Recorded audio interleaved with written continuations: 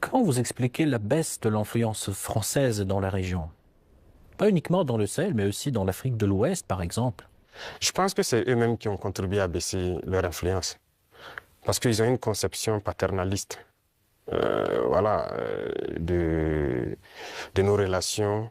Et vous voyez, quand vous prenez tout de suite tout ce qu'on fait, tout ce qu'on prend comme initiative, eh bien, c'est la Russie. Et quelqu'un parle, ils sont influencés par la Russie. Tout ce qui se passe, c'est la Russie.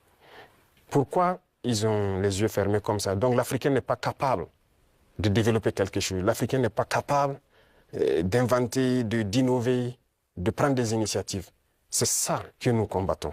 Et tant qu'ils vont continuer de voir l'Africain comme ça, comme un sous-homme qui n'est pas capable de réfléchir, qui n'est pas capable d'innover, capable d'inventer, on ne pourra jamais être amis. Et regardez dans leurs discours, même le président français, toujours dans ses discours, les jeunes Africains sont influencés par la Russie. Il le dit, les médias occidentaux, vous les écoutez souvent, ils ne passent leur temps qu'à mentir. Et regardez aujourd'hui l'AES qui est un modèle qui est en train de se dessiner. Ils ne peuvent pas se lever du matin au soir sans parler du Burkina ou parler de l'AES. C'est impossible pour eux. Et chaque fois, ils cherchent à envoyer des informations pour diviser, pour manipuler la jeunesse. Mais ça ne passe plus.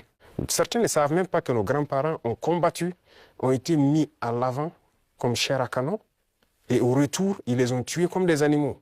Est-ce que les gens savent que quand la France expérimentait sa première bombe atomique, ce sont des soldats noirs qu'ils ont mis à côté dans le rayon létal pour voir l'effet que ça fait?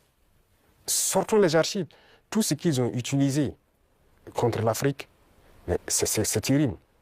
La Russie a contribué à sauver le monde. L'Afrique a contribué à sauver le monde. Il faut le dire. Il faut que les jeunes le comprennent. Que tout ce qui se raconte dans les films Hollywood, c'est faux. Vous voyez, moi, ils n'aiment pas que je parle.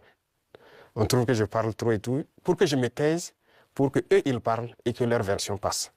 Non. Moi, mon plus grand regret, c'est d'avoir passé une bonne partie de ma jeunesse à écouter des radios comme RFI, France 24. Il y a un déclic. Et je commence à comprendre qu'ils conditionnent nos cerveaux pour accepter ce qu'eux, ils veulent. C'est leur narratif qu'ils veulent qu'on apprenne. Et depuis ce temps, moi, je commence à faire la part des choses et j'ai compris que c'est très dangereux ce qu'ils font.